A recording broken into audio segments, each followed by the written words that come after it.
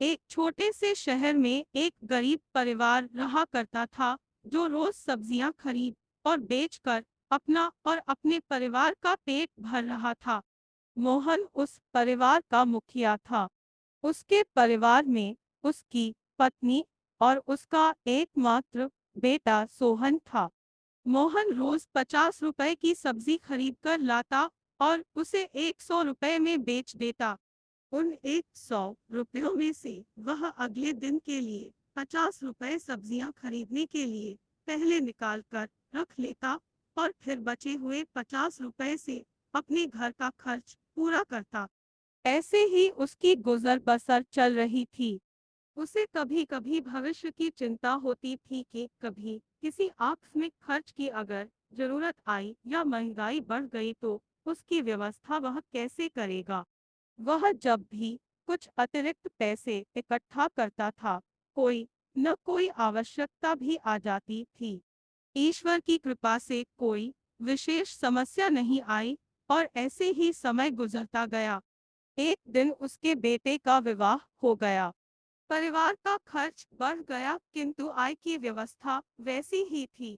मोहन ने एक दिन अपने बेटे को बुलाकर कहा, मिनुस बेटा, मैं अब बूढ़ा हो रहा हूँ।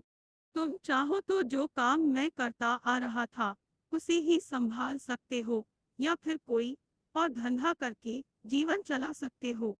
मेरे धंधे को ही अगर चलाना चाहो तो उसका सबक ले लो कि मोइंस प्रतिदिन 50 रुपए की सब्जियां ले आना और उनको 100 रुपए में बेचना। इतना अवश्य याद रखना कि पहले उन 100 रुपयों में से अगले दिन के धंधे के लिए 50 रुपए निकालने के बाद ही खर्च के लिए रुपए निकालना है। जो भी खर्च करना है वो मुनाफे के पैसे से ही करना है।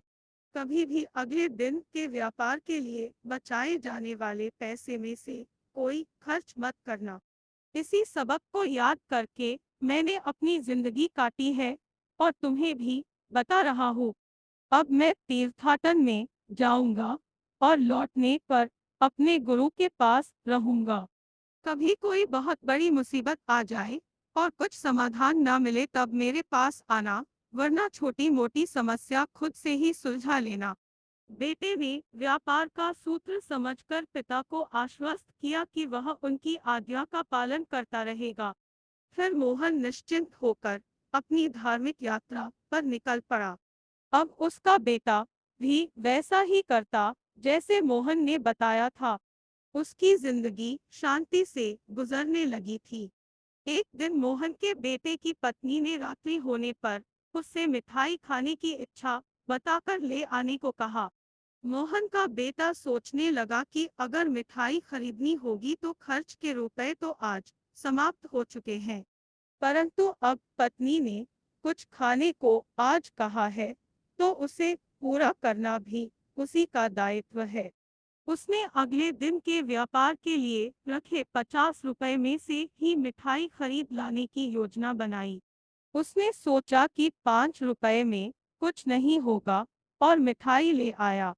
उसकी पत्नी बहुत प्रसन्न हुई, किंतु उस दिन उसके 55 रुपए खर्च हो गए थे और अब 45 रुपए ही व्यापार के लिए बच पाए थे।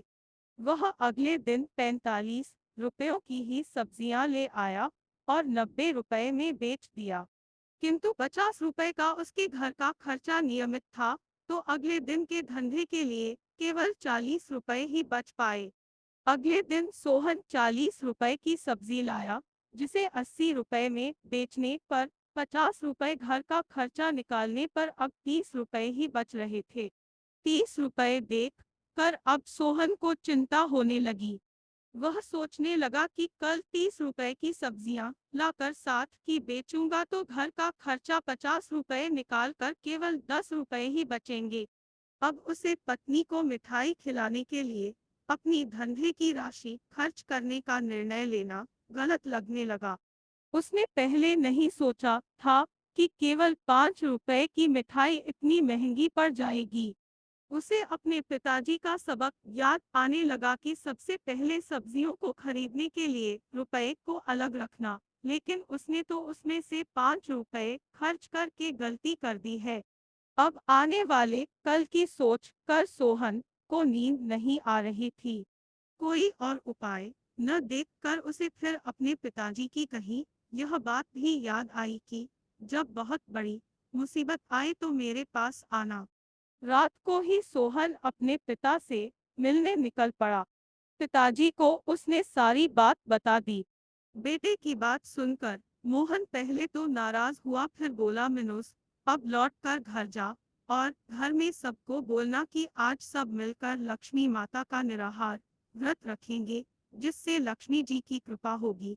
मोहन के बेटे सोहन ने ऐसा ही किया और घर जाकर सबको अगले दिन व्रत रखने के लिए कहा। फिर वह 30 रुपए की सब्जियां लाया, जो 60 रुपए की बिकी। घर पर सबका व्रत होने पे घर का खर्च कुछ नहीं हुआ। अगले दिन वह उन पूरे 60 रुपयों की सब्जियां ले आया। अब उन्हें बेचने से 120 रु की आमदनी हो गई और उसमें से 50 रुपए खर्च निकालने पर भी सोहन के पास 70 रुपए बचे थे। जब उसने इन 70 रुपयों की सब्जियां लेकर उन्हें 140 की बेची तो घर का खर्च निकालकर सोहन के पास 90 रुपए बचे थे। अब सोहन की आमदनी बढ़ती जा रही थी। अब वह मिठाई भी ला सकता था। धीरे धीरे वह बेहतर जिंदगी जीने लगा। इस तरह पिता की सलाह ने सोहन की जिंदगी ही बदल दी। असल जिंदगी में हर कोई मोहन और सोहन है। अपनी इच्छाओं को मारना ही व्रत है। लोगों को ऐसे ही मिठाई खाने का मन करता है, अर्थात गाड़ी, घर, दैनिक आनंद की जिंदगी में जरूरत के पैसे बिना आमदनी को सोचे ही खर्च कर देते हैं और फिर जिंदगी वहीं ठहर जाती है। अगर हम कुछ समय के लिए अपनी इच्छाओं को नियंत्रण में कर लें, तो आगे की जिंदगी बेहतर हो सकती है।